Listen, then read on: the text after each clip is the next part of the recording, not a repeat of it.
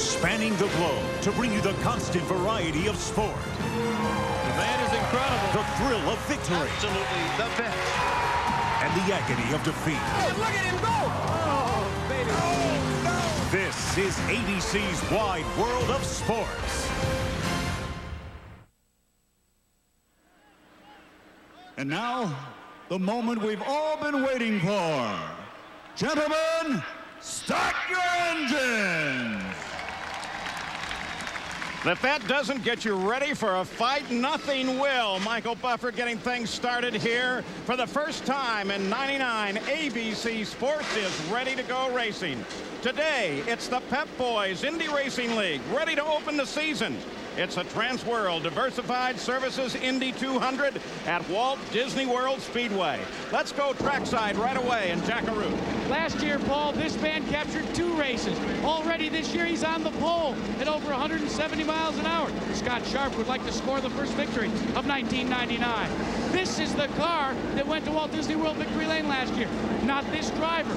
Greg Ray replaces Tony Stewart. He'd like to use his lead foot to get to his first victory ever, Gary. Couple of big winners back here in mid-pack in row 7. Eddie Cheever, brand new colors this year. He won the Indy 500 last year, and he won here 2 years ago. And next to him, one of A.J. Foyt's drivers, that's Billy Boat. Billy Boat started from the pole 6 times last year, but the one race he won, he didn't start from the pole. Keep an eye on row 7, Paul. Well, there's a lot of anticipation here today. In a lot of ways, it's the neatest day of the year. New teams, new cars, new drivers, and everybody with a blank piece of paper. And this, the first of 11 races that leads to the championship. But even more importantly, this is the first of 2 races that will lead us up to the 83rd running of the Indianapolis 500-mile race. Now, they call this an oval, a tri-oval. Tom Sneva, in reality, it's a triangle. Well, it really is, and it causes the straightaways to be very, very short, making this really a driver's racetrack. You've got to hustle the car to get around this racetrack in a fast amount of time. Now, you need to almost become Western. If you don't feel like you're standing up in the seat a couple times every lap, there's probably somebody closing the gap from behind. But one of the real keys here is going to be the traffic. The guy that's the best psychic among the drivers, who can predict the future. Now, in a mile oval, the future is only milliseconds out, but it happens every lap. The guy that can predict what's going to happen in front of him before he actually gets there is the guy that's going to run up front. All right, there are 28 ready to take the green flag and start this race. On the pole, it's Scott Sharp, second career pole and his first since the summer of '97. Alongside is Greg Ray, the 4th time that he's started on the front row. In row 2, Raul Boisel, the best starting position for this veteran. And Scott Goodyear looking for his first IRL win after finishing 2nd 3 times. In row 3, Kenny Breck, the defending Pep Boys IRL champion. And Jeff Ward, who came from 24th to finish 2nd here a year ago. In row 4, Sam Schmidt taking over for the semi-retired Ari Luyendyk. And Buddy Lazier, the 96 Indy 500 champion. In row 5, Tice Carlson, his best career start for this former midget driver. And Mark Dismore, who ran out of fuel last year while leading with just 5 laps to go. In the 6th row is Buzz Calkins, who won the first event here 3 years ago. And Roberto Guerrero. Row 7, Eddie Cheever and Billy Boat. Row 8, Jason Leffler and Stan Waddles. In the 9th row, Steve Knapp and John Hollingsworth. Row 10, John Paul Jr. and Davey Hamilton. The 11th row, Robbie Unser and Donnie Beechler, whose car has not started. Row 12, Walter Salles and Robbie Buell. The 13th row, Brian Tyler and Stefan Gregoire. And in row 14, Andy Mitchner and Scott Harrington. Robbie Buell should move to the 26th starting position because he's moved to his backup car. We have a 1-mile tri-oval, 200 laps, 200 miles, and the first time they should need to refuel is sometime about the 60th to the 70th lap. And then in this race, too, there are rookies, 3 of them who are starting on an IRL circuit for the first time. The rest, this is their first time at Walt Disney World Speedway. Let's go to Jackaroo. Paul, the reason for the big fuel window, it's a 1-mile oval. Every lap that you run under caution gives you an additional lap that you can run under green. It'll be a fluid-like decision. That's why it's so wide, Gary. And of course, since they went to the naturally aspirated engine 2 years ago, Aurora has been the dominant power plant. They've won 19 straight races, but Infiniti has made strong moves. Roberto Guerrero, one of 3 Infiniti drivers today, starts in mid-pack in car number 50. We're anxious to see if they can get up and contend for the lead. Paul? New cars, new teams, some new ideas. This will make for a great year. Donnie Beechler did not start, and they do not have him started yet, as Johnny Rutherford in the pace car now bringing the field off the second corner toward the third, and we should see a green flag as they head for the start-finish line. We will be then underway for the 1999 season. Look at them sparkle in the sunshine. Pick your favorite, and here we go. Scott Sharp, the pole sitter, moves quickly to the lead, followed by Greg Ray, then Scott Goodyear. Raul Boycell moves into fourth. Ray comes up to challenge on Scott Sharp.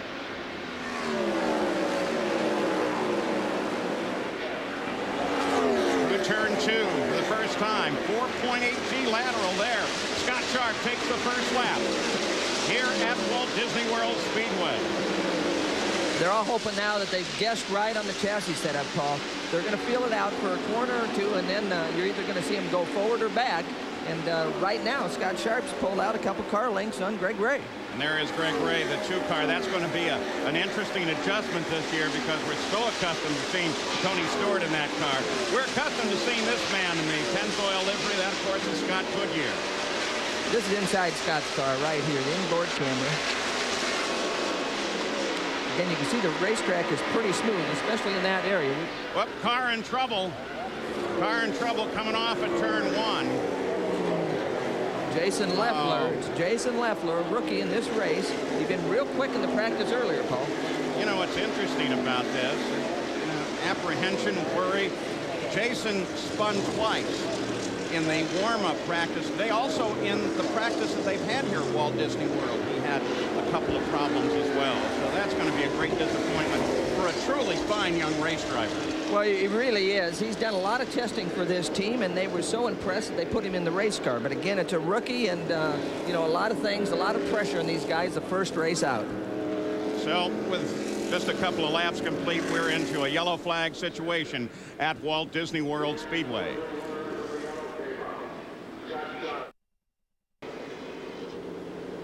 Back at Walt Disney World Speedway, 6 laps complete, but we're under the yellow, Jackaroot.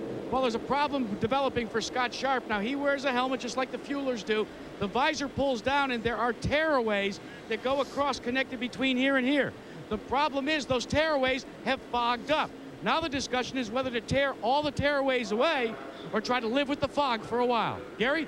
Had a quick update on Donnie Beechler. They pulled him off the racetrack down into the pit exit area. They backed the car up to the A.J. Foyt-Kenny Breck pit, and then they changed electronics, and with an assist from Foyt's team, got him restarted. But as he pulled away and got out to the racetrack, it died again. And so now they're pushing him all the way back along pit road toward his pit, clear down at the other end of the racetrack. A tough, tough start for Donnie Beechler in a brand new season. Yeah, a lot of disappointment there. Disappointment, too, for Jason Leffler. There is his 5 car up on the hook, and how he got it there. Well, he was coming off at turn 1 when he got himself in trouble. Well, again, Jason Leffler, he's sideways in the middle of the track. Right there is when you get after the throttle. Now, if you try to jump back in that throttle a little too quick, the back end will come around, and that's exactly what happened to Jason. And so Eddie Cheever, who has won this race and the defending 500 champion, there he is. Now, Eddie Cheever is going to hopefully do very well this year. A short track like this, high velocity rear engine car, just like living inside a cyclone. No one can teach it better than this man, the man who won here 2 years ago and is the Indy 500 champion, Eddie Cheever.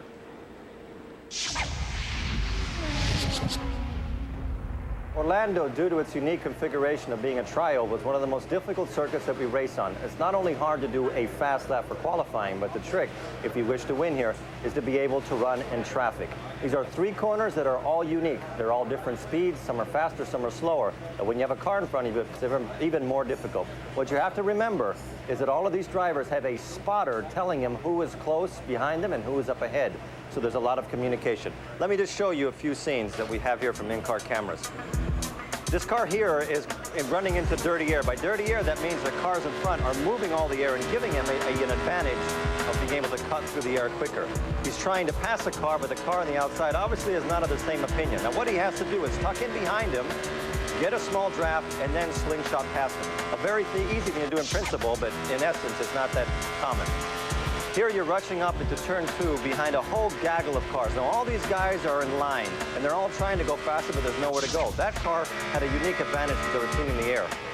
Another really difficult thing is to pass a car, but you never buy yourself, so your spotter has to tell you what the car behind you is doing. This driver here, which is me, is trying to make sure the car behind him doesn't pass him.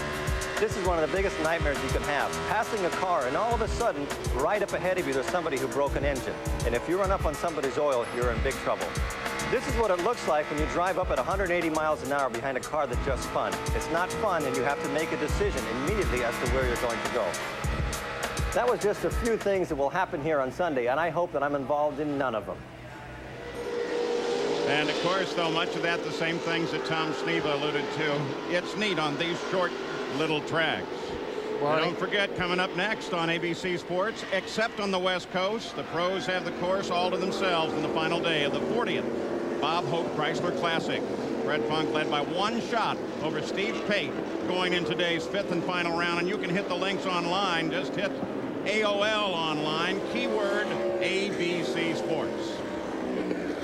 Well, we heard Eddie talk about this racetrack, and it is tough. I mean, you've got to get Western like we talked about, but the real key is turn 1. If you can keep the car balanced and get after the throttle on the exit of turn 1.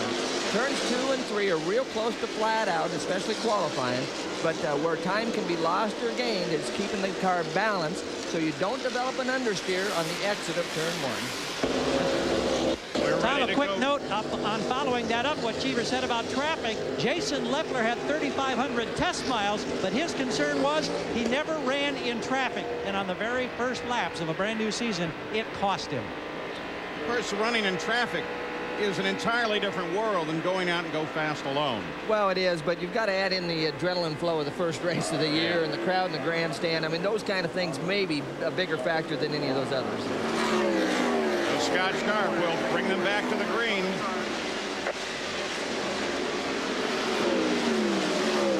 Race control radio there. You will hear it from time to time, as from many of the onboard camera cars. You will hear the commentary of both the spotters, the team manager, crew chief, and the driver. No problems here for Sharp. It seems that the veterans are taking it very careful. That's looking back from Scott Sharp toward Greg Ray. Well, again, Paul, it's a lot easier to run up front where there's clean air. The guys back in the pack don't have nearly the luxury of the guy that's leading this race. That's right. We've got some telemetry for you this year, too. There it is for Scott Sharp. Doesn't tell you 100% throttle, but let me tell you, that foot's pinned. Well, no question about that. The telemetry's good for, you know, the 1 or 2%, so I'll guarantee he's got his foot in the floor right now, not at 98%. And keep a close eye on the G loading, the lateral G loading. Look how it climbs through here. That just tells you how hard your eyeballs are banging against the side of your head, Paul. Coming off at turn 3 now down the front stretch. Breathing a little right here. Now, theoretically, if everything's working right, you should be able to keep the hammer down all the way around until you get back to turn 1. Right. We got off the telemetry, so it sounds like he might have got out of the throttle just a little bit. As the tires warm up, it's a little harder to run that thing flat through turn 2. You know, that's something I always hear from you guys. So we're going to take a look at Scott Sharp. Look for Greg Ray. There he is coming through. Here is Sharp over between 1 and 2. Before telemetry, you guys used to always say, oh, I'm flat all the way around. After telemetry, that story changed a little. I know. They made us a lot more accurate on what we told the crew. We got a problem on the back straightaway. Problem down the back stretch. Between 1 and 2. Much the same place as Leffler. Much the same kind of situation, but this time might be his teammate, Sam Schmidt. In fact, it is. Well, again, he's knocked off the right rear wheel here. We noticed on Jason's crash, he got the left rear, and Sam's a lot farther down the racetrack than where Jason was. So maybe Sam actually got it loose on the exit of 1 and tried to catch it, but didn't get away with it. Boy, not a great start for Fred Treadway's team, though. maybe what we can actually say is that Arie Luyendyk has been coaching this team. Maybe they ought to check out the coach. Well, there you can see he's already in the grass on the infield, so he's had the car spinning, and we're just seeing the end of this thing. Obviously, he's hit the right rear on the wall. And we got his teammate. Yeah, while we're looking here, his teammate's down in the pits with Jack. Well, Paul, Before we talk to Jason Leffler, you know those tearaways we were talking about? Here's one off of Jason's. That's how tough they are to get off. He's got plenty because you didn't last very long. You were concerned about traffic, Jason. Yeah, you know, it's just really embarrassing to get all those testing miles under my belt and then do something stupid like that. But, yeah, you know, I think we had a good car. You didn't allow the temperatures and the pressures to come up. And, I just got behind in qualifying, and I've been panicked ever since. So, yeah, you know, I was real excited about the start. I feel bad for all the guys. When you have an unpleasant or an unsettling state of mind like you've had for the last couple of days, how heavy a toll does that take on your psyche? Well, it does. This being my first race, you know, and getting directions from everybody in the team. But they all did a great job. I just feel bad for wrecking the car. You know, I've done 3,500 miles without putting a scratch on it, and here I come to the race and do something like that. I'm really embarrassed. Paul, he can load up on those tearaways. He'll need them through this season. Jason Leffler and his teammate Sam Schmidt out. Treadway Racing in the early going here at Walt Disney World. Back at the TransWorld Diversified Services Indy 200, Paul Page with Tom Sneva under yellow again. That's the car. It's Sam Schmidt's machine. And Tom, here's what happened. Well, again, it's coming off of turn 1. You can see Sam, he's quite a ways at the exit of the corner when the thing jumps sideways. A little surprising. You've got to get after the throttle, and most of these guys thought they would develop understeer during the race, so they might have overcompensated, worrying about losing the front end after a few laps. But I think this is a surprise to these guys because they're actually getting loose on the exit of turn 1 instead of developing a push. The first race of a season's always a little neat. New equipment, the new teams, new dreams. But because it is all new, it takes a little more careful approach.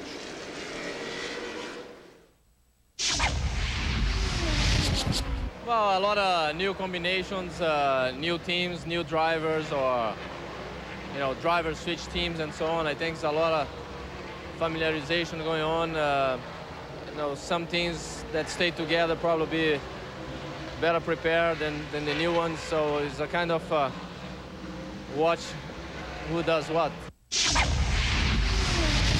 Drivers always trying to blow the cobwebs out, be a little bit antsy at the beginning of the race. Hard to have patience when you're trying to, you know, establish an identity as the year starts. You know, getting the jitters out, you know, the new season, wanting to start off on a good note and, you know, not have any problems is probably one of the biggest anticipations about going into the first race. A lot of people, a lot of drivers, I should say, and a lot of teams are not as prepared as we should be maybe after a long winter break, you know, so there's a lot of chances for more incidents than normal. So you got to take that into consideration, try to avoid getting into problems. So the veterans recognize it, and in fact today we're seeing them take it very, very careful. You look at the field as they come through now, the 30 car, Raul Boisel, Jeff Ward right behind him, and the rest of the field as they start to pick the speed up, and we should be coming back to the green.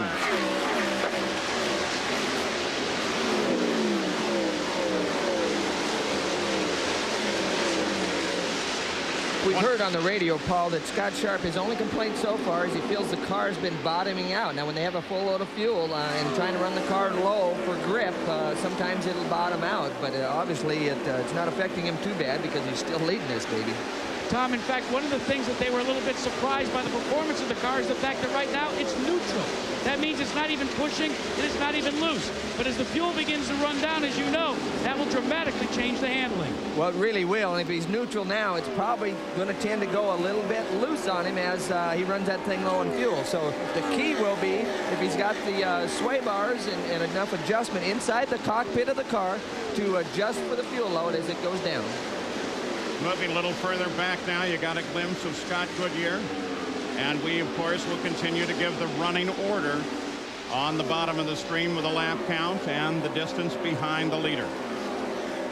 Cars this year, Tom, they've had rev limiters for some time. That's part of the IRL formula. This year, they've got 2 of them on board. Yeah, they really do. This is Kenny Breck on his in-car. They do. They have a backup system. Last year it was 10.5. This year they've lowered it to 10.3, and they actually have a backup device that's directly on the flywheel of the motor, so if they get by the first ECU thing, they can't get by the second one. Another problem down the backstretch. Off at 2, a little further. Again, off of turn 1, it's Beechler, the guy that didn't get started at the beginning of the race. The good news is he's still rolling.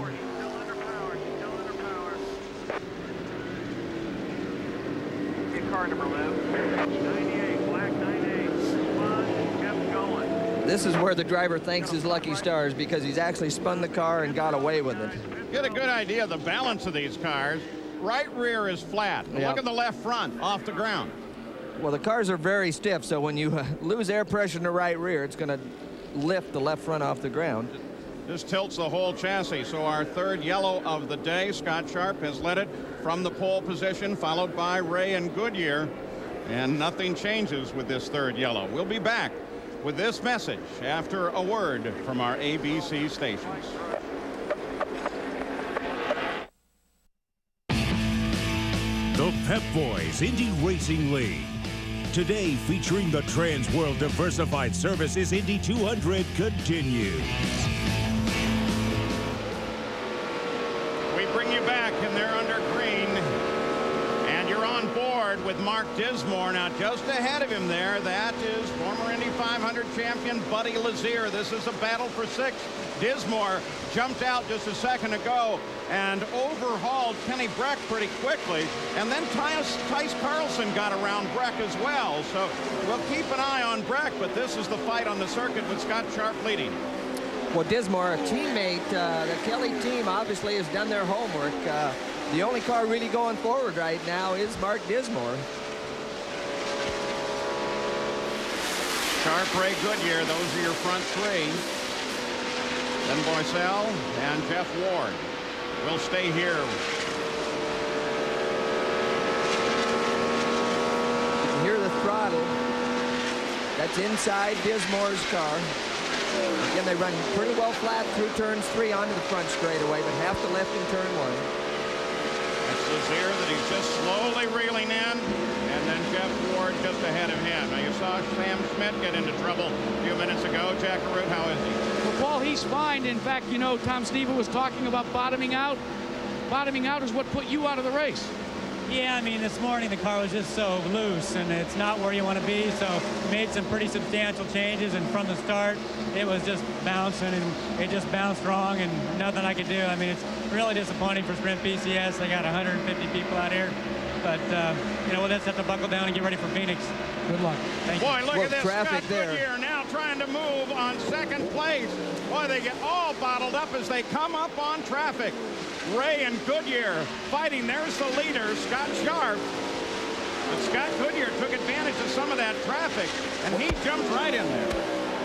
Well, again, they're starting to get into traffic now. They're starting to catch some of the guys that were running towards the back, and it's going to play a big factor is trying to get through this traffic. This is what makes the 1 mile oval so much fun. They catch the back of the field, a 28-car field, pretty quickly. Looking out the back of Raul Boycell's car. He's the 4th place car, looking back, of course, to Jeff Ward. Well, I talked about at the opening, standing up in the seat, and believe me, some of these guys are standing up in the seat right now. That's Raul Boycell, TransWorld Diversified Services car. They've really jumped into racing big time, sponsoring this event as well as that car throughout the season. Well, Boycell has a lot of new members on that team and really came out of the box strong with a great qualifying run. Back on board with Scott Goodyear. He chases Greg Ray, the car that used to belong to Tony Stewart. Well, and we saw that Goodyear actually had a run on Ray, but Ray had to check up in traffic. Now, once they got out of traffic, Ray's able to hold Goodyear off at this point. And Goodyear's reeling him in there. Paul, as we watched that battle with Scott Goodyear, he had an off-track adventure last night as his 3-year-old son Michael was roughhousing with his big brother Christopher. Fell off the bed in the hotel, broke his arm above the elbow in 2 places. This morning he proudly told his dad with a big splint on it, "Daddy, I got a big boo-boo." Right now, all that's put away as Goodyear stalks Greg Ray. I think that sounds like Big Brother's story. He fell off the bed. Yeah. No, my little brother fell off the bed more than once. Well, he was reeling him in. You saw the numbers a moment ago. It ebbs and it flows a little bit. Goodyear was right up there, then he had to fall back. Traffic's still very much a factor, but they've got a clear run. Goodyear's going to be able to take advantage of anything before they close on that group ahead. Well, Scott is a little bit quicker than Greg Ray, but when he gets up behind him, he gets into the dirty air, and it upsets the balance of the car. So it's real tough on these fast mile ovals. You might be a little quicker, but you don't have enough to get by. Paul, in the past, Greg Ray was the kind of driver that drove just like his predecessor, Tony Stewart, flat out and belly to the ground. But Greg told me before the start of this race, he was going to back it down a notch. He said, "I don't think that I can prove anything in the first half." Oh, Scott Goodyear just got trapped. Greg Ray moved down to the inside. Goodyear was coming down with a slower car just in front. Well, and here is Boesel. Now he sits back. Boesel's just behind that battle, so that's the fight ahead as they come. Look at all the traffic. Oh yeah, this is great stuff. Boesel's just watching to see what happens here. Actually, Goodyear moves, Boesel moves. And Goodyear really didn't get trapped. His only move was to try to go on the outside and hope that something happened to the traffic in front of him. So it wasn't any kind of mistake by Scott's mark. He was just hoping that something might happen. Well, look at him continue to fight up side by side just ahead. Well, and Sharp is not that far ahead of him now. No, Scott got by. You see him got underneath. So Scott Goodyear is going towards the front. That's a G-force. Back on board Goodyear, you saw Jeff Ward. He was working on the back of Raul Boesel. That's Scott Harrington right in front of him. Scott lets him go underneath. That's an Infinity car that Goodyear just got by. So with that fight, Goodyear comes to second, now sets his sights, look way ahead on the track, but really... Well, look at that traffic. Look at Greg Ray trying to work his way through traffic. Raul on the blue and black car on the inside. Now with Buddy Lazier, he's running down there in 5th place. Boesel just ahead of him. The traffic is letting Sharp run away from him now. He got bottled in it for a second, but now he's pulling away. This is where these guys earn their money, trying to get through that traffic. But this is really what makes it fun from a driver's standpoint. And Scott Harrington, he's the white and yellow car there in the front. He's kind of caught up in this whole thing. Buddy Lazier, look at him as he moves on Boesel. Well, again, that could have been a traffic situation, but Buddy has always had a little trouble qualifying, but he's been real strong in the race. Harrington, the second car ahead there. These are the leaders overhauling him. Remember, he was the guy at the Indy 500 that was going to qualify in the field as we go on board with Kenny Breck. He was going to qualify and ran a 217-mile-an-hour first lap, more than enough, but he didn't know that he was running that fast, ended up crashing it. Very deserving guy with a team that they've just put together. Well, it's tough.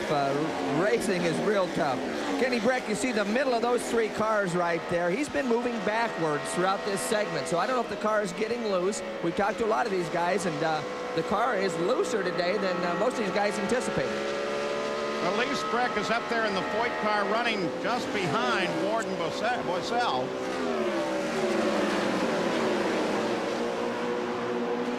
That's a TransWorld car. This is Buddy Lazier with an engine may be going over there with Harrington. Yeah, you saw the moisture on Lazier's camera there, so Scott isn't having a good day. Harrington came substantially off the pace. Buddy Lazier comes around Stefan Gregoire. That's a new team. Stefan Gregoire didn't run last year. The previous year he was there, but he's back with Dick Simon, a new team. I ran last year with Chastain Motorsports. This is obviously a new operation for him. We got a car slowing down, entering turn 2 over there. Yeah, that's the one that we mentioned. Well, that's too bad. They just, within the last 30 days, this whole team has gone together. And that, of course, that's going to have to keep track of the engines on this thing because Infinity is getting stronger this year. Scott Sharp works his way through traffic. Again, no yellow for Harrington as of now, but he's almost stopped in turn 2. I don't know if he got in the pit lane or not, but again, there it is. There it is.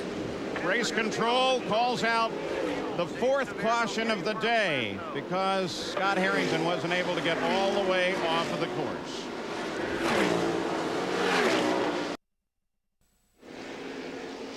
Let's get you up to speed. We've been away for little time here, and I'll tell you what, everything in the world seemed to happen as everybody, well, not everybody, but most of the field, certainly the leaders, came into the pits. Well, yeah, again, the yellow came out for Harrington, and everybody took advantage of it. That's Scott Sharp just leaving the pit. He came in first, out first. There's Goodyear.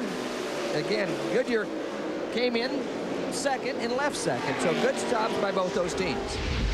So that gets you up to speed on why we are away. We're back to the action now, but the yellow is still out. Tice Carlson did not go into the pits, and so he assumed the lead of the race as he came around. Scott Sharp and Goodyear and Greg Ray maintained their same relative positions. There's Scott Goodyear. And we'll see what the game is that Tice Carlson and his team, and for that matter, perhaps Gregoire and his team, are playing. Now, Saturday at 2:30 Eastern. So now we are under our 4th yellow of the day. Unfortunately for the Treadway team, they've had a terrible day. Both their cars are out. And we're going to keep an eye on the mix at the front. Now, remember the way the rules run. You stay out, you're going to assume the lead, but of course you're going to have to pit at some time. Well, it's a little bit of a gamble for Tice, obviously, to stay out and not pit at that time. Well, at this point, the race, 57 laps. Tice Carlson, great guy, lost 30 pounds over the winter. Still a pretty big boy. He's the leader, but because he did not stop, we've had 4 different cautions. Well, we see that happen a lot. You know, the crew works all winter to try to shave a few pounds off the race car so they can put the ballast where they want it, and then the driver comes back 5 or 10 pounds heavier, drives the crews crazy. But in Tice's case, he went to work at it and has lost a bunch of weight. And Tice feels off, but he's got to feel good in knowing that he has now read his first IRL race. Jack? Well, here's a situation every driver would like to be in. Scott Sharp and his team are literally fine-tuning the performance of their Kelly racing machine. They've been back and forth on the radio, and Tom Stephen, during that last stop, the only change, and they consider this a major change, was 1/2 pound of air pressure in the tires. Let's check in with Gary Gerald. And let's check on Scott Goodyear's progress. He had that battle with Greg Ray, got up into 2nd place, and he likes the way the car's working. When they came in for that stop, it was routine. The only change they made, they slightly went up on air pressure on the right rear. This team down here is excited. Well, you can certainly tell it's the start of a new season, and everybody's savoring the fact that they're competitive up front. Well, with Goodyear going up a pound in the right rear, it would indicate to us that the car has just a slight understeer. The front tires are pushing a little bit on the exit of turn 1. So to correct that, which they didn't make a big change, either did Sharp, those drivers got to be smiling, because when you make that fine of an adjustment, you know the car is close. Now here's the race order as we're ready to go back to the green flag. But in front of the race order is the 7 car of Stefan Gregoire. He's the one that's actually lined up right behind Johnny Rutherford in the pace car right now. And then the race itself is lined up behind him. 58 laps. There's the complete rundown for you. And we should be going green. Now, they still have to clear one more vehicle off the course and get it back into position before they are ready to go back to the green flag once again.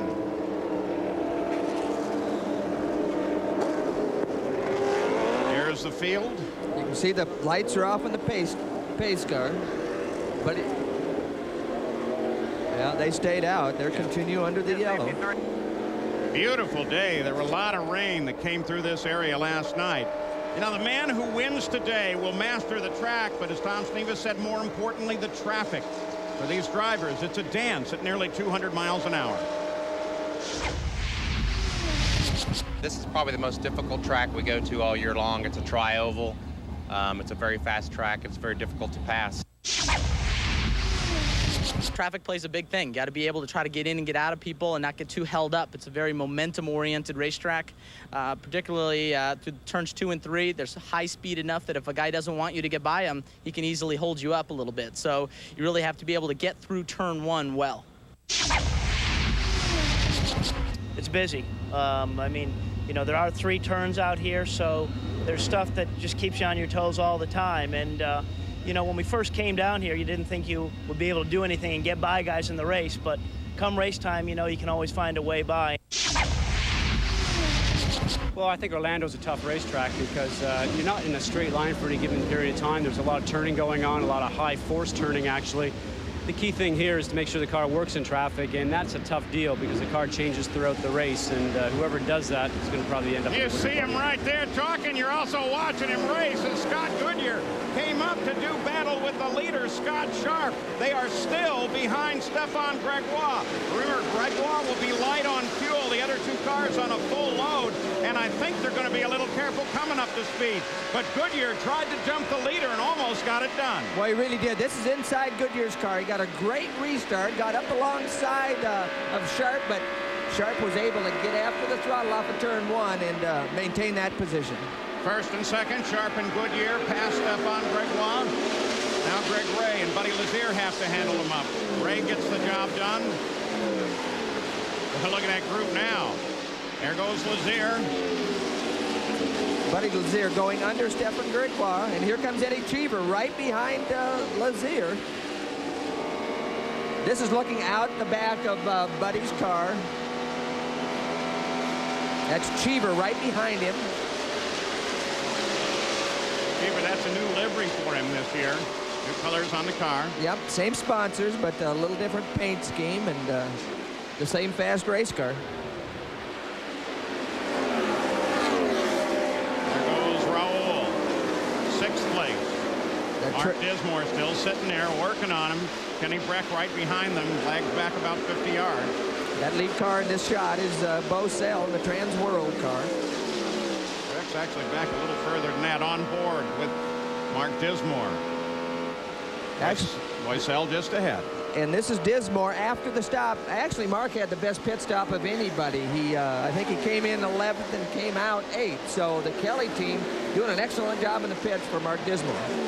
Remember the job that they did last year. I mean, the Kelly team has been very sharp the past year, but a year ago here, Mark Dismore, you're on board with him now, leading with 5 laps to go, and they ran him out of fuel. Well, that's a hard-learned lesson. It really is, but you know, when you cut it this tight, these things develop a lot of horsepower, and sometimes they get a little more thirsty than a guy'd like. If you race go-karts, you certainly know the name of Mark Dismore. He builds one of the finest go-karts in the world from his place in Greenfield, Indiana. Driver that has never truly realized his full potential. He's had a lot of tough luck. This may be his year, and we talk about anticipation of a season. It's especially so for these kind of guys. Again, this is off of turn 1, down what we call the back straightaway, entering turn 2. Let's listen and see if he has to lift on the throttle. You can hear him roll out of it just a little bit. Right back on it. Let's see if he can get through 3 flat. Yeah, I don't see much engine tone change there. So they're still getting through turn 3 flat. They're having to lift a little bit in turn 2. Buddy Lazier chases Greg Ray. Ray in the 2 car on the left. Buddy Lazier, they've changed that car up a little since last year, not much. A little more white on it on the Delta Fawcett car. A little more white, but Buddy seems to have the stamina to not maybe qualify as good as he'd like sometimes, but in the race, they're always able to keep that car balanced. You know, one of the things they like about Buddy Lazier and Ron Himmelgarn's team this year, guys, is the fact that there was no transition in personnel. Everybody's back. They've added a couple of more sponsors. They've got more test time. They think they're in a great position to run for a championship in 1999. We're going to see another Lazier on the circuit very shortly, too, Tom. Yeah, his Buddy's younger brother, I understand, passed his rookie test, so we're going to see him probably before Indianapolis. Watching Bob Lazier, the father, who of course raced in these cars. Oh! Whoa, whoa, whoa, Greg Ray. whoa, Greg Ray got it way out. Well, he jumped right in behind the slower car, and it took the air off the front nose, and he had to skate the thing up the racetrack. Again, lost a lot of momentum. And with that, of course, Buddy Lazier just skates on around. That gives him third place. Well, we heard the drivers talk about momentum. You have to roll out of the throttle in the wrong spot, and it can really affect that lap time and what the competition does with it. Wouldn't you love to see Ray's heart rate right now? I don't think I'd like to listen to his radio right now. So Eddie Cheever will now be chasing Greg Ray in the battle for fourth place. Here's Cheever as he begins to just reel Ray in a little bit. Of course, when you go that high, you have to worry about tires. Well, really, you can pick up debris. I mean, with both tire manufacturers trying to go as fast as they can, you get off the groove and you get up what we call those marbles. Sometimes the tires will pick that up, and it'll take a lap or two to get rid of that vibration, the rubber that the tire picked up from getting out of the groove. Sharp leads it, then Goodyear, then Lazier. This is Greg Ray's little... Well, again, he's up tight. He looks down low, but he sees he can't make it. But he's so tight, and he gets in pretty hot. He loses the front end. He loses the air off those front wings, and he has to skate the car up the racetrack. Now, pretty neat piece of driving just to save it. Look at Cheever. Cheever moves on Greg Ray, and Cheever's got him. Again, traffic. Traffic is causing this momentum to switch, and if your head's up, you can take advantage of it. Here comes Raul Boisel. He gets around Greg Ray. Now it's an entirely different question, and I'm wondering about those tires. Well, it could be actually a slow leak, Paul, because obviously he's having more trouble than we'd anticipate. So he might have a very slow leak that's causing that car to change its handling. Cheever with a nice move from 13th to 4th. Hamilton, he's coming up through the field. This is inside Boisel. This is inside Dismore. You can see Greg Ray right in front of him, skating around. So Dismore's putting a lot of pressure on him right there. We got a glimpse, too, on the outside of Dismore of Buzz Vulkins, the inaugural winner here. That's Mark Dismore there. Greg Ray in the yellow car right in front of him. Battle for 5th. Ray currently occupies it. This is inside Mark's car. 79 laps complete. 5 of the top 8 drivers are looking for their first IRL victory. Dismore comes in to worry Ray a little bit. They've got some traffic. Let's see what happens here. Heading for turn 2. Dismore moves inside. Well, again, Greg Ray had to check up a little on the exit, and Mark Dismore did not, and he was able to get the run and get on by. Something not working for Greg Ray now. So at the front, Sharp, Goodyear, and Lazier.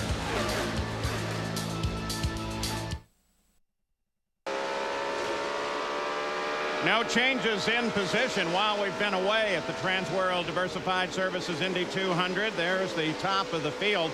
That all remains unchanged. But there is a battle now developing up at the front of the field between Scott Sharp and Scott Goodyear. Mark Dismore, he's still moving his way through, and Greg Ray, well, Jackaroo, what are they saying about him? Well, they're scratching their heads down in his pit. They're not sure what the problem is. Ray's been literally silent on the radio. All the telemetry coming back to pit road says there is not a problem. Could be just race traffic. Let's check in with Gary. And the story for Eddie Cheever, remember he started in the 7th row in 13th. He's currently running 4th. On that first round of pit stops, they added a little front wing. They gave him almost too much push, but they like it. They say the track is coming toward their race car. Clearly, Cheever becoming a factor, and there's a lot of traffic in front. He may be able to tighten up a battle for 3rd very shortly. By reading across the bottom of the screen there, you know we're approaching the halfway, and that Cheever is closing on Lazier. But we're going to focus on this fight that is very close separation now as Scott Goodyear works his way around Stefan Gregoire through the traffic and trying to catch that dot up ahead. That dot is the Kelly car of Scott Sharp. Well, actually, Goodyear was a lot closer just a few laps ago, Paul, but he got sort of stuck in traffic, and Sharp did not, so Sharp got away a little bit. But when they're both clean, it looks like Goodyear is running just a little bit quicker than Scott Sharp. Scott Sharp, he looked back from his car a second ago. That's what he sees in his mirrors. It's what you want to see. Nice, clean race course behind him. Second place, almost a straightaway back now. The mirrors are pretty tiny, Paul. You don't really get a good vision out the back of these things, but you need all you can get. Sharp, Goodyear, Lazier, Cheever. And there is the 5th place car, Raul Boesel. Oh, on the outside, you see right in front of him. I'm not sure those two cars saw each other right away, but they gave each other room. Gregoire, again, interesting. Stefan, who's a very clean driver, has been a factor for the leaders much of the run. You see Greg Ray coming way down to the inside on board Dismore now. But Ray, he took a real serious look at him. Well, again, that was Dismore going underneath Stefan and just barely saw him in time. And here comes Jeff Ward up to challenge Greg Ray. Back at the front, Scott Sharp. Goodyear's closing. Again, traffic, heavy traffic. If There's you catch Goodyear. it, you see him had to check up. He had to check up right in that corner. You heard Goodyear lift. He caught him right entering the corner, so he had to back out of the throttle a little bit, giving Sharp a little bit of a cushion again. You don't really go charging up on somebody and then suddenly decide to back out. You really try to kind of sneak up there. Well, it just depends. A lot of times this new in the season, you don't recognize the guy that's in front of you. You got new paint schemes, you got new drivers. Your book on some of these drivers isn't complete, so it's hard to anticipate or predict what they might do. That was Arie Luyendyk's great line at this race last year, was that there was so many changes in the colors and combinations on the cars that he kept radioing in asking who's in front of me. Don't forget our coverage of the Indianapolis 500, May 22nd and 23rd. It's the time trials for the greatest spectacle in racing, featuring many of the drivers that are racing here. And then on May 30th, join us for the 83rd running of the great race from the Indianapolis Motor Speedway. And Paul, that Indy 500 may be just exactly what Raul Boesel is thinking about as he continues to run in the top 5. I just checked with his crew and his owner, Dennis McCormick, and I said, is everything okay? He said, yeah, it's great. I said, well, how come you're not leading? He said, we want to leave here with a top 5 finish, go to Phoenix, and then we'll show our stuff at the Indy 500. Raul is just having a wonderful run in 5th, back at the front. Goodyear's there. Sharp leads. He's red from the start. We're approaching the halfway point now. Well, and Goodyear's approaching Sharp, so Goodyear is definitely a little quicker right now. We'll just ride with Goodyear when we can. Watch him try to reel Sharp in. Look at the traffic up ahead of Scott Sharp.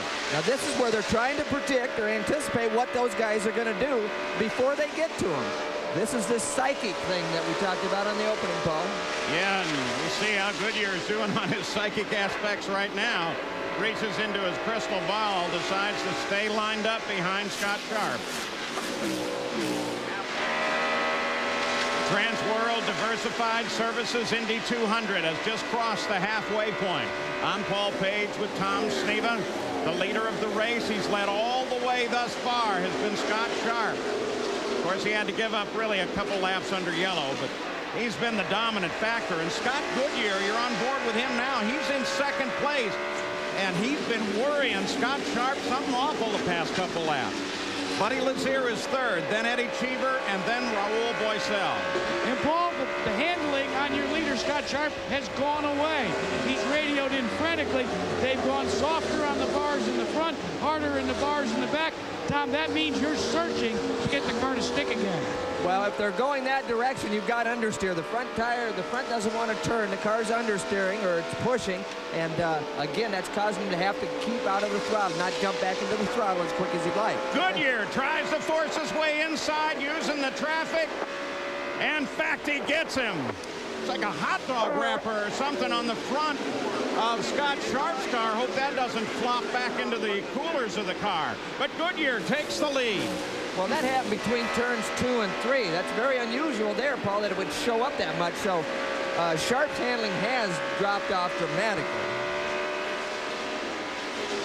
Oh, Scott Goodyear, Panther team, Quarterback Jim Harbaugh, big part of that operation, loves his racing. The front bar, stop the rear bar. Now this is Buddy Lazier. And look at this. Something is definitely wrong with Sharp's car. Well, we heard the crew talking to Scott Sharp on the radio, telling him to soften the front bar and stiffen the rear, again indicating that the car is pushing. But obviously Sharp has already done that. He's probably out of a range of motion, so he's going to need to wait till the next pit stop to make a serious correction. He's in big trouble now. Here's Eddie Cheever, the 51 car coming up, moving on him.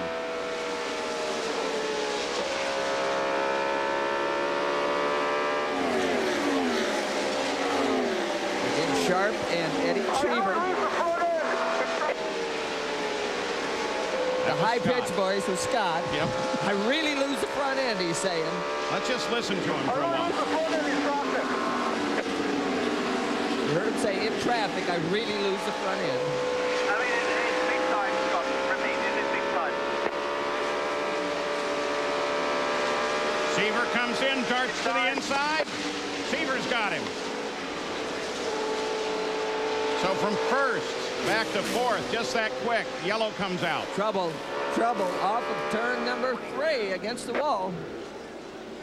Over on the front stretch, two cars. 22 and 14. It's real tough to run side by side through turn 3 when you're so close to flat out. Kenny Breck and Walter Salas.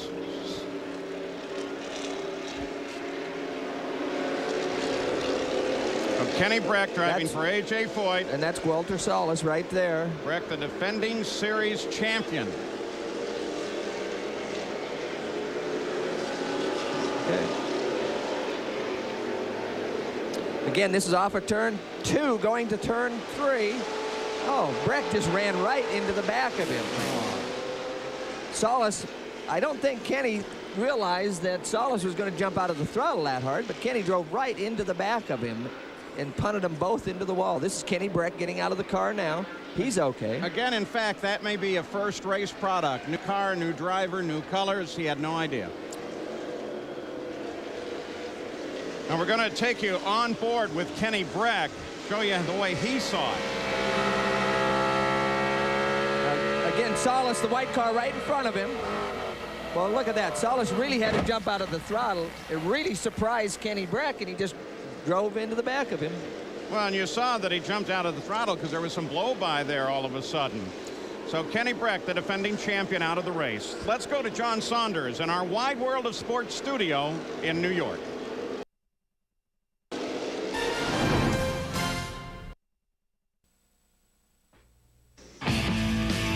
The Pep Boys Indy Racing League. Today featuring the TransWorld Diversified Services Indy 200 continues. Well, let's get you up to speed for the last few moments, because when the yellow came out, everybody came into the pits. Look at this with Buddy Lazier and Steve Knapp. There's a little touch there. Now, we can't tell from that view if it was enough to affect the handling on Buddy's car, and he won't know until he gets up to speed. Here's the way it looked from the cockpit of the car. Now watch Knapp come in here. There he is. Right there. It touches the right front wing. Touches the right front wing. Again, from this view, we can't tell if it affected the angle of that front wing and what that'll do to the balance. So that gets you up to speed on what happened the last few minutes. Why we're here? Well, this is the zone of the accident when it was Kenny Breck coming down behind a slower car of Walter Salas. And again, we're looking at turn 3. This is inside Kenny Breck. The yellow car right there is Greg Ray. He's going by Salas underneath.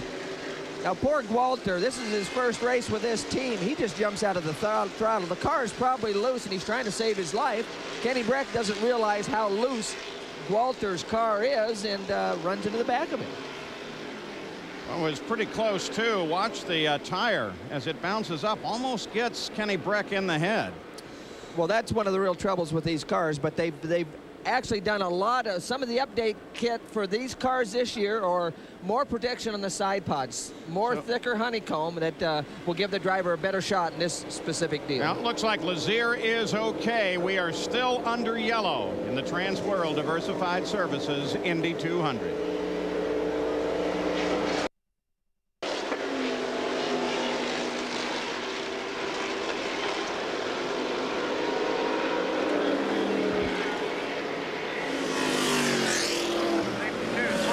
Pep Boys Indy Racing League still under caution here in the TransWorld Diversified Services Indy 200, but the key move of the day may in fact have just been played as Raul Boesel, in the lead of the race, came in at the end of this caution period because we expect to go green and made a stop.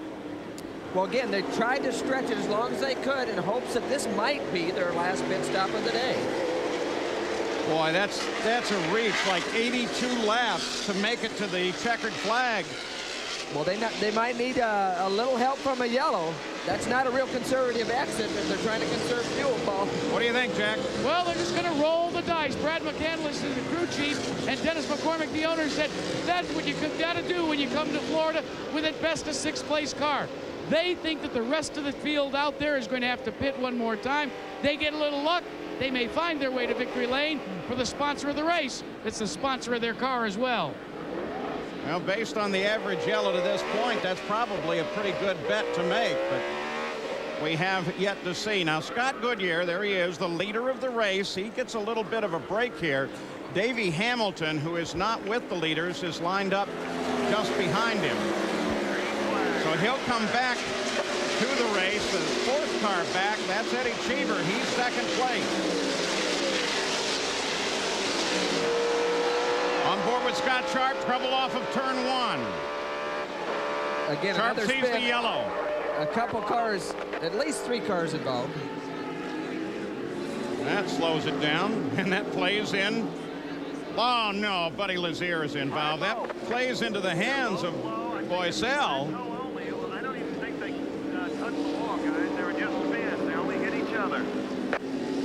Again, you heard him talk about touching each other to cause the accident to begin. The second car they're talking about is the 10 car of John Paul Jr. One of our new winners last year. There he is, driving for Jonathan Bird. I don't see anything on either car, Tom, but, you know, we're only looking at one side. Now, remember that accident, the most serious one of the day with Kenny Breck and Walter Salez. Gary Gerald, how's Kenny? Well, fortunately, he's been released from the safety center. He's standing here. Kenny, tell us what happened, because it looked like you really ran up hard on Walter's number 22 car. Yeah, we were dicing, me and Greg Ray, and Greg Ray managed to get past Salas, and I ducked him behind to go through 3, but his engine blew right in front of me, so, you know, it's just like someone nailing the brakes in front of you. I had no chance to avoid it. It was just no chance. As defending champion of this series, it couldn't be a worse way, I suppose, to start a new season. Have you even thought about that, and how much is it going to set you back? No, you know, we try to go forward, and we're going to go to Phoenix with high hopes, and just right. It's not a good way to start the season, but it's nothing freak deals like that. What can you do about it? You know, just the AJ Foyt Power Team car ran great, and we just going to go to the next race and try to be up front there. Happy you're all right. Thank you. Paul. Well, and then so we don't indict him anymore, let's make sure we understand that Salez did have an engine go. Even Kenny Breck recognizes it. We saw and mentioned that puff. Looky here. Well, it was a small puff out of Salez's car, and again, Kenny didn't have any chance, just being at the wrong place at really the wrong time. Well, and here is a strange occurrence. This is Jeff Ward, who was in fourth. He's come into the pits. They pulled the nose on the car, and it looks like they're going to change that out. So a tough break at this point in the run for Jeff Ward. And we're going to go back and take a look at the Lazier John Paul Jr. situation. On board with Lazier. Well, that's Lazier. On the outside of him is Scott Sharp. Yeah, they definitely touched. Scott was going to try to go on the outside, couldn't make that move go, and actually cut down. Didn't realize that Lazier was there. This is Dismore. Again, those two touched, Lazier and Scott Sharp. Actually, pretty savvy move by Dismore. Fastest way to slow the car down is to get it totally sideways. That's what he did, caught the spin, and kept going. But Buddy Lazier now out of the pits. I'll tell you what, he's got some problems.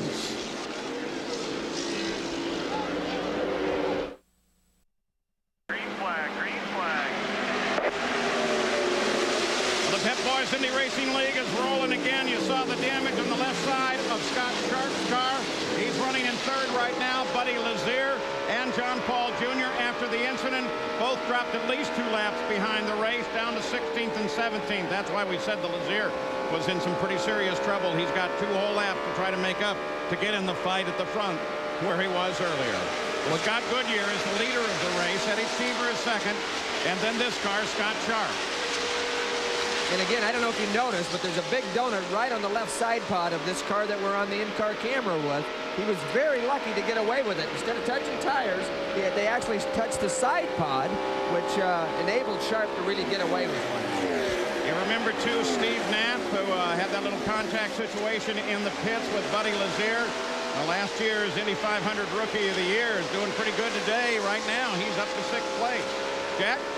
We checked with David Cripps, who calls the shots on Scott Sharp's car. Asked him about the problems that they've been encountering before that little dinger that he had.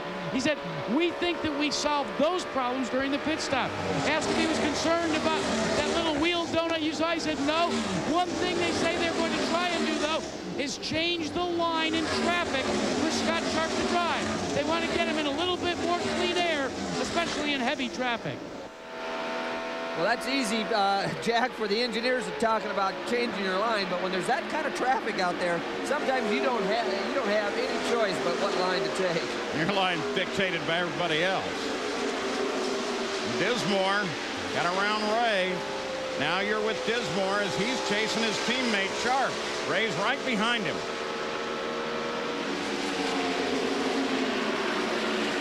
Ray on the left of your screen. Now back to Dismore again. The teammates are going to have to do battle for 3rd place. Dismore and Sharp. Dismore's progress through the field have a car slowing, but maybe far enough off the course over in turn 2. Remember, 3 turns on this course. Had a glimpse of them for a second there.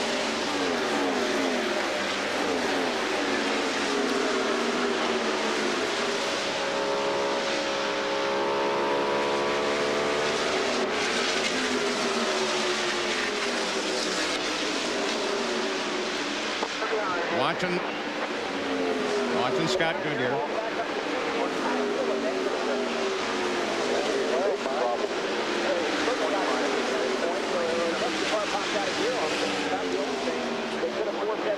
The Pep Boys Indy Racing League.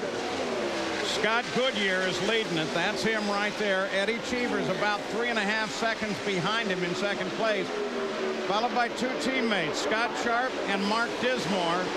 And then Greg Ray. Raul Boisel, who had a very nice strategy with a late yellow stop, hasn't been able to turn that into much, though. He's now back in 7th place.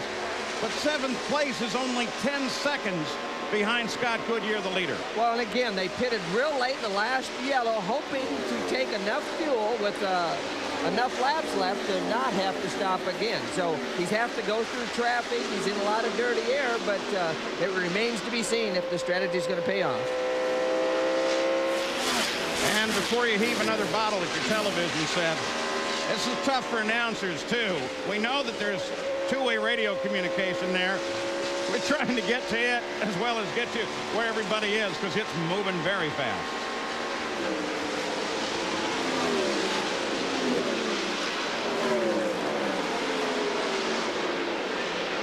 Red car with yellow trim, that's 6th place, Steve Knapp. Right behind him is Raul, you bet. I'm trying to get him here, too. Well, in that red car right that we're looking out of the front of Raul's car, Steve Knapp has done a tremendous job. We talked to him yesterday. He was real happy with the car and the way it was handling and thought he'd be good in the race. And sure enough, today's the day.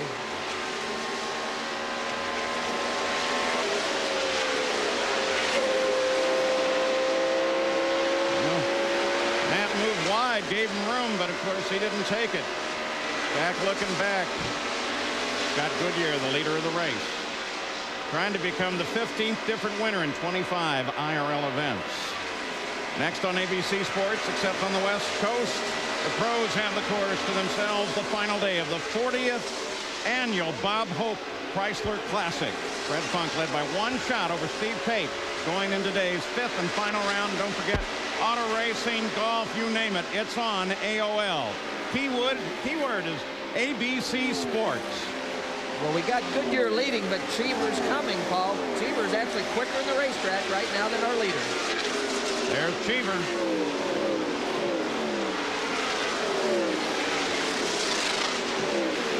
His team manager, Dick Caron, very likable guy. Going to head over to China shortly to adopt their second child. After they made the plans, they found out that look at this with the lead right there. Cheever takes a look at Goodyear. Wow, Cheever right in there. Again in traffic, Goodyear's got somebody right in front of him, but look at Cheever being able to get after the front. Cheever charging on the inside. They're side by side. Greg Waugh, the car just ahead of him. Goodyear gets trapped just a bit. Cheever comes around. Good move by Eddie. But what set that up is he was able to jump after the throttle off of turn one just a little bit quicker than Scott, and that gave him the run entering turn two. You were talking the psychic factor. About the psychological factor. Here's the defending Indianapolis 500 champion, a champion out of this race as well. What a boost that will be for him as he heads off for Indianapolis, just not for himself, but in all of his efforts to keep that team focused and together. Cheever started 13th today. He now runs in the lead. We'll be back after this message and a word from our ABC stations.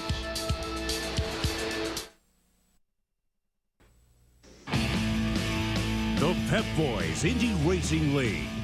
Today featuring the TransWorld Diversified Services Indy 200 continues.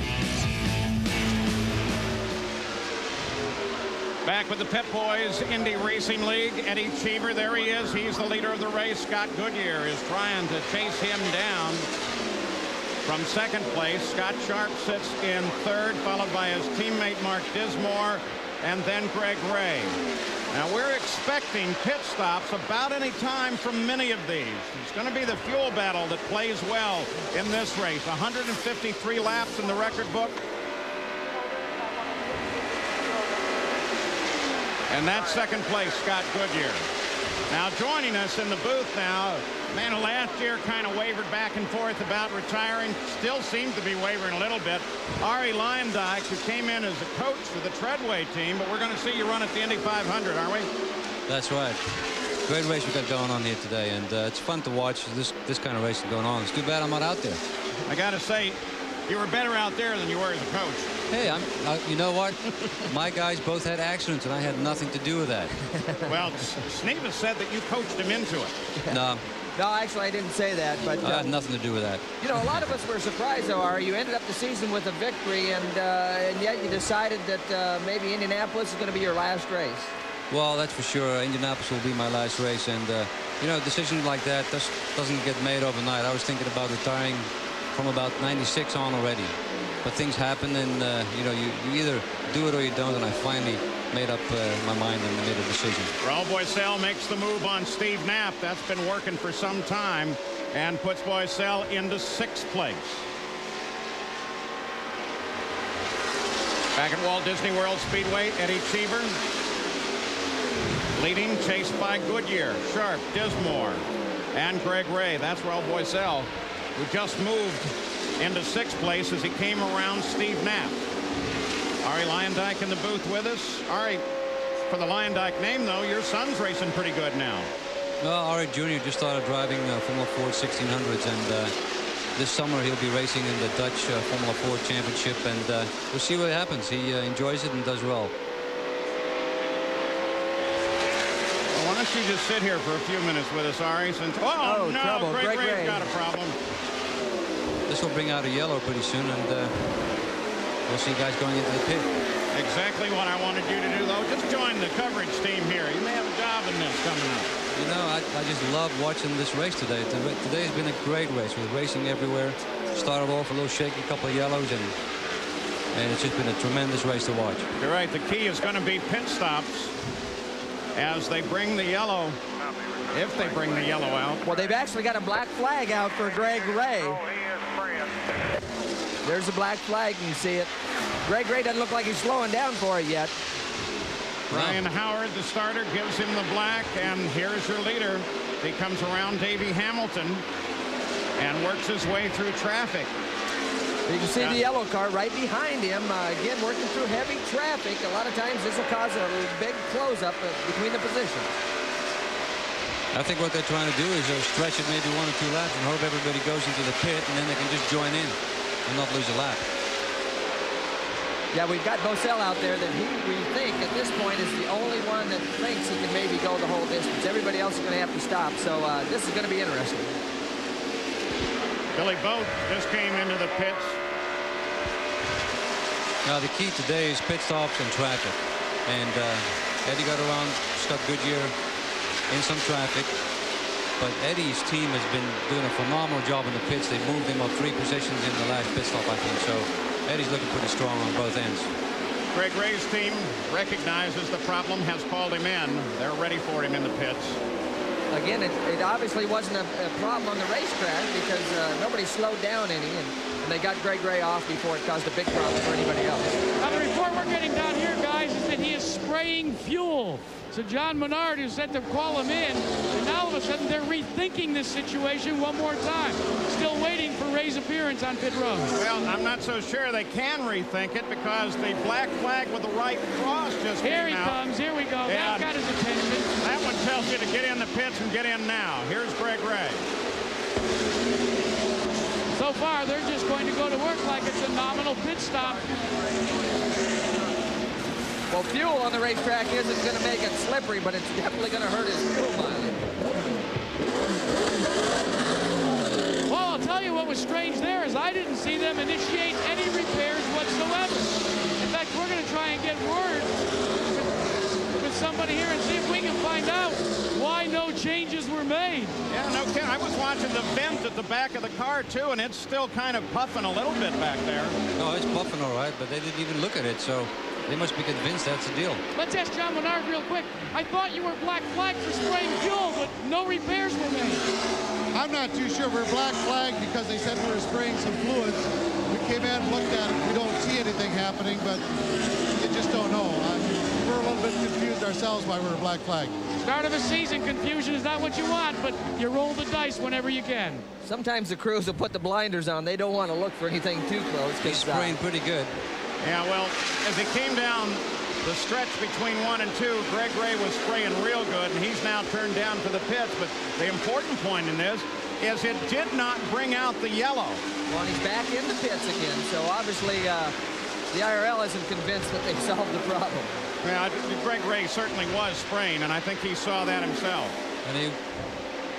Cheever, Goodyear, Sharp, the front of the field. The battle continues.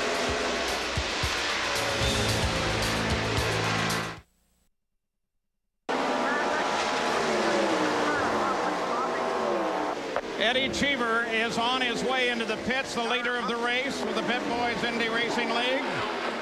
It's a little earlier than we thought. Another car burns it heading out. Well, everybody's making the late stops. This is in their window. Well, Scott Goodyear assumes the lead with Cheever in. Very careful stop. Everything looking routine. Owen Snyder, the veteran who's won twice at Indianapolis as a crew chief, works the right front. The fuel is in. Radiator openings cleared. No changes on the balance of the car. He's rolling. We got him in 13.5 seconds here, Paul. Good clean stop under a green situation. There's a lot of pressure when it's green. They've had yellows most of the day, but they did good under that green situation. Question mark is now what's going to happen with Raul Boesel. That's exactly what I'm thinking, Ari. As Scott Goodyear picks up the lead, we figure that he comes in 1 lap. You just hear the radio comms. But what about Boesel because of that late stop under yellow? Everybody came in on the last stop, and then he came in like 3 laps later and had to rejoin the field. And I was wondering about that tactic myself, but it might play into his hands right here. Well, Boesel was about to get lapped by Cheever just before he came in. But again, if it's under the green, he could get that lap back.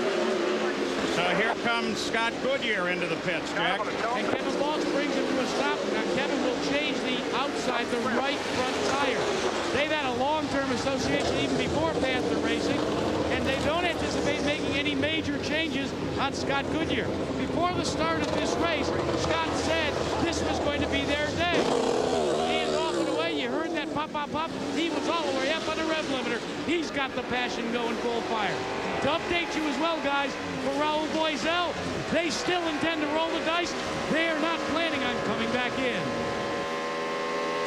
Scott Goodyear made no changes to his car, so he's pretty happy with car.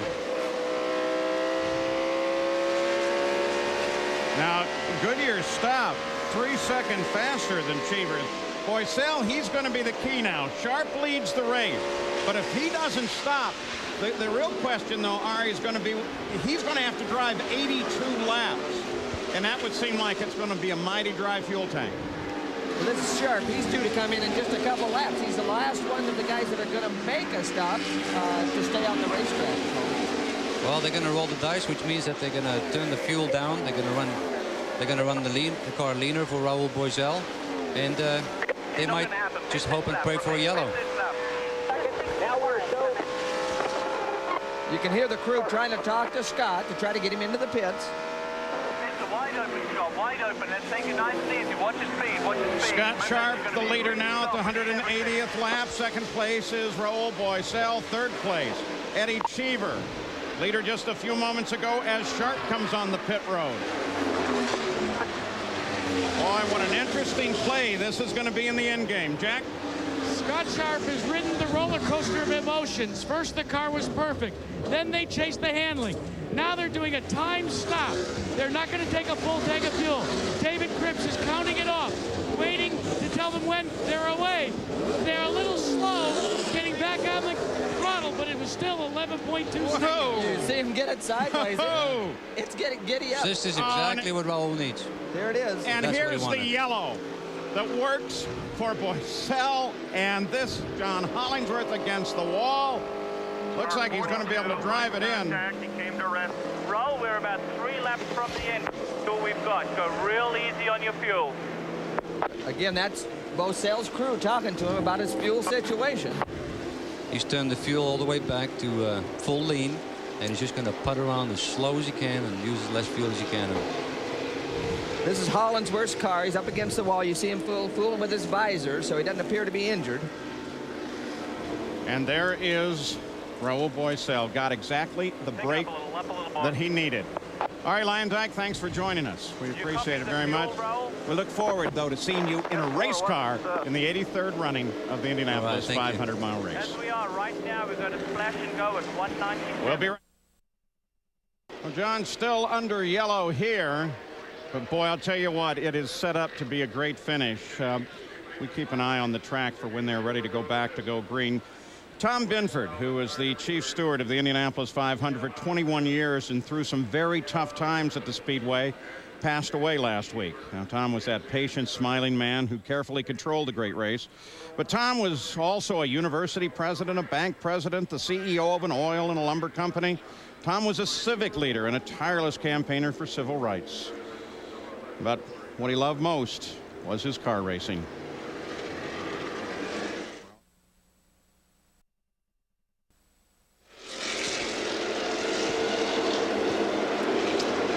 So we're watching Brian Howard, the starter. He communicates with Brian Barnhurst from Race Control. And they decide to tell Johnny Rutherford when the pace car should head off the course. Now on February 1st, RPM to 9. Well, Paul, obviously the big question now is how much sailboat fuel does Boisel have in that car? And that is supposed to mean? Air in that tank. You know, how much fuel's in it and how much air's in that tank? This was this morning during the warm-up with Raul. Watch how close he was not to being in the lead of this race now. Look at that hand shuffle, Paul. I mean, he did a great job. He got pinched down a little bit. The car got knocked sideways, and he had the quick hand shuffle done. He's in a lot better shape right now. Raul Boisel, the leader of the race. It's a fuel gamble for them if they decide to take it all the way, and it looks like they're going to. Eddie Cheever, Scott Goodyear, Jeff Ward, second, third, and fourth. They've all refueled. Scott Sharp, he's a lap back. He's going to be ahead of the leader of the race, so he might figure into this thing. And Jack Arute, what's going on with the fuel game? The fuel game right now, they say Dennis McCormick and Brad McCandless were going to stay out. Also did a little quick politicking, trying to get Scott Sharp to drop down low and give Raul Boisel clear sailing at the drop of the green. We'll have to wait and see. And for Eddie Cheever, who stalks in second place, no radio communication. He can't get any information from his crew. They're frustrated here as he'll try to get through the traffic. We go green. Heading for the checkered flag and the end of the run now. It's only about 11 miles away for Raul Boisel, whose best IRL finish was 8th in Phoenix last year. If he can simply hold on and has enough fuel. Very likable man from Miami, Florida. Looking now back for Cheever. There's second place. He's going to handle up some more traffic. 2 more cars. One of them, of course, is Scott Sharp. Well, right now is in 5th, but a lap back. Exactly. Right behind Boisel is Sharp, who's led a lot of this race, but he's a lap down. I thought he'd be able to put a little more pressure on Raul at this point because Raul's got to be conserving fuel. We'll keep the two-way communications up for you. That was looking out the back of Boisel's car right into Sharp's eyeballs.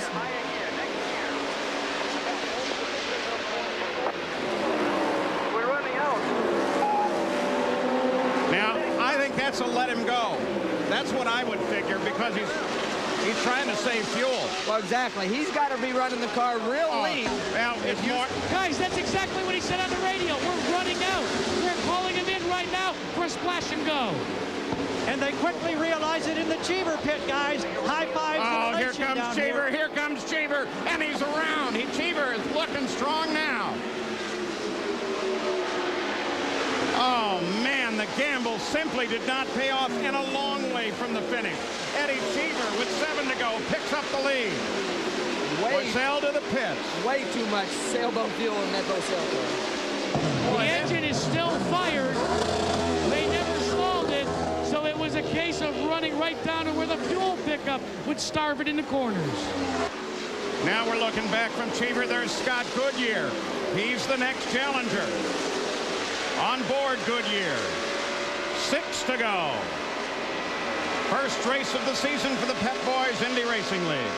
Well, Scott's got a little bit of traffic to go to before he has any kind of contact with Cheever, so right now Eddie's in pretty good shape. Yeah, he's 3 seconds back from Eddie Cheever as the leader. Jeff Ward is in 3rd with 5 to go.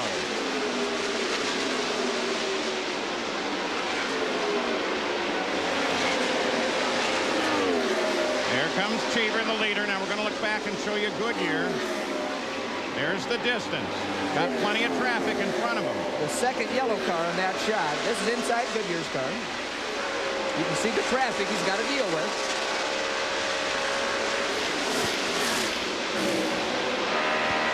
Time and distance running out. You see him give a little signal. The guy let him go, and he tried to say he appreciated it. You heard his spotter say clear. 3 to go, kid, 3 to go. Eddie Cheever, the leader, 51, 3 to go. What an amazing turn of events for the Indy 500 champion. What a boost that's going to give this team.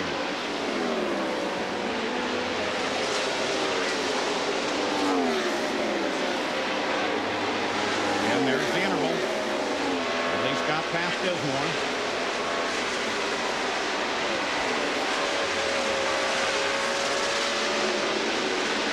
Feels like there's going to be a lot of potato chips consumed tonight in that Rachel's group. Rachel's Potato Chip, the sponsor on the car. Goodyear moves almost 4 seconds back as the white flag with 1 lap to go comes out for Eddie Cheever. Goodyear in 2nd. Doesn't have to protect the position at this point. Ward in 3rd. Sharp 4th. Boisel fell back to 5th place when he had to come in for fuel. Eddie Cheever working his way around. A very nice, very eloquent young man, and he makes a second victory here at Walt Disney World Speedway. The third career victory for Eddie Cheever, because the other one, of course, is his Indy 500 win.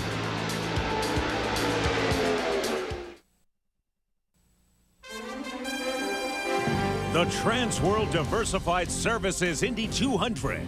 This ABC Sports exclusive brought to you by TransWorld Diversified Services, transforming companies and career. Frost Brewed Coors Light, who reminds you the three most important words are hey, beer, man. Pennzoil with Pure Base, made for the way you drive. Stop, go, Pennzoil. And the all-new Alero by Oldsmobile. Start something. Here in the Pep Boys winner circle with Eddie Cheever, the winner here. Any close calls today, Eddie, or was it just flat out racing? I was flat out the whole way. I had a hard time in qualifying. We didn't get it up as fast as we could have, but my car was impeccable. I thought I was second. I had a problem with the radio towards the end, and I thought it was Sharp's car up ahead, and I was doing everything I could, and it wasn't working. So I thought I finished second. They told me to come in here. I'm happy to be first. Hey, Paul's an Orlando resident. Big party at Eddie's house tonight. Eddie Cheever takes his third win. The next stop for the IRL on ABC is our coverage of the 83rd running of the great Indianapolis 500.